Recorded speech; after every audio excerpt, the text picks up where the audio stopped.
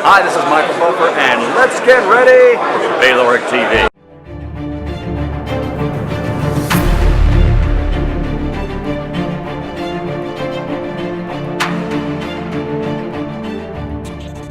Good morning, good afternoon, good evening, wherever you are in the world. Welcome to Baylor Worldwide Television, and guess what I've got with me?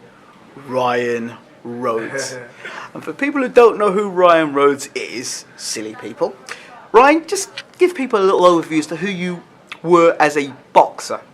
I was the youngest British champion in 57 years. I won the Lonsdale belt in record time, outright. I won European titles. I fought for 4 world titles, never won one, but I fought for them world titles, and my last world title was against the superstar in Canelo Alvarez. I went 12 rounds with him. So yeah, I've done alright boxing actually. You were in a fantastic era of boxing. Naz, of course. Yeah, me and Naz busy mates. Yeah. So talk to us about that era, Spice Boy. Just really Spice, but Old Spice now. Yeah, Old Spice now, but still those days. Listen, it were great times. I mean, the Ingram gym back then were absolutely buzzing. You got Naz, obviously, myself, Johnny Nelson. You got Junior Whittle. Junior Whittle, John Thaxton. There you got Pelly Reid. The gym were buzzing. You know, up and down the country. That the Sheffield gym were probably the Ingram gym. Yeah. Were probably the #1 gym. What were turning out most champions. Yeah. And it was a great era.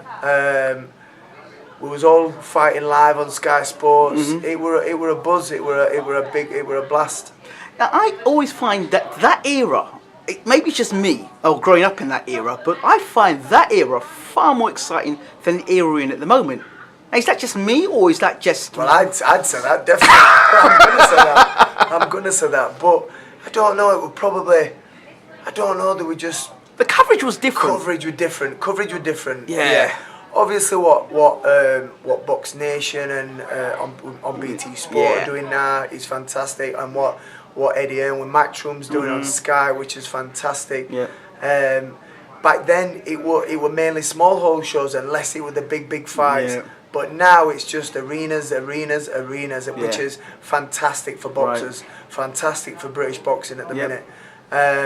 But back in the day, we had some good times. Absolutely. So, let's talk a bit about your last fight, Canelo. Yeah. Obviously, you're going to fight. Yeah. People want him to see Gennady Golovkin.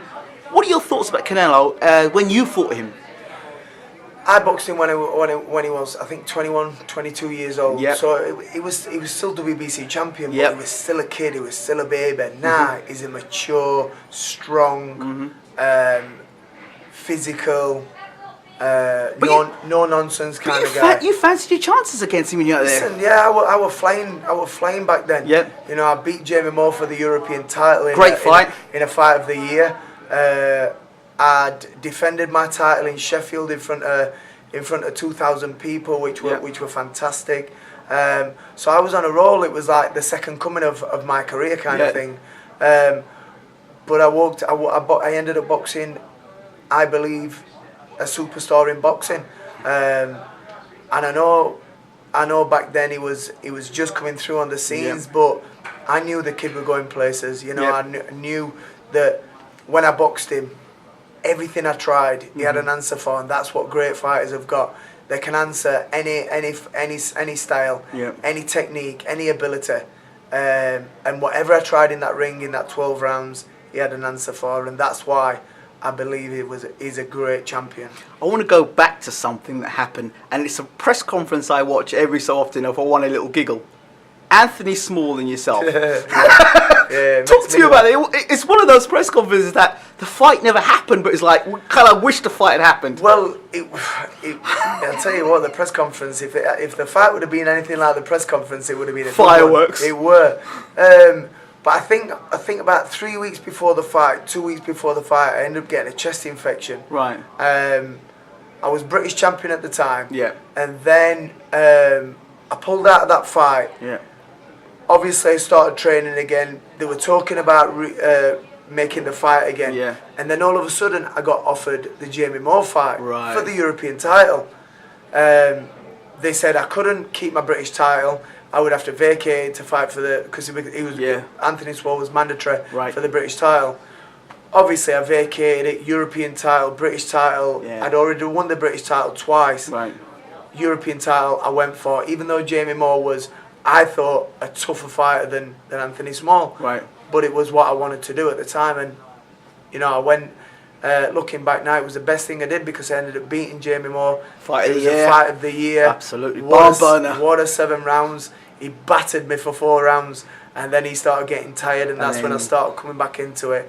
And then, you know, the rest is history. But, you know, Jamie Moore was a great, great kid. We became better mates after that. We were commentating on Sky after that.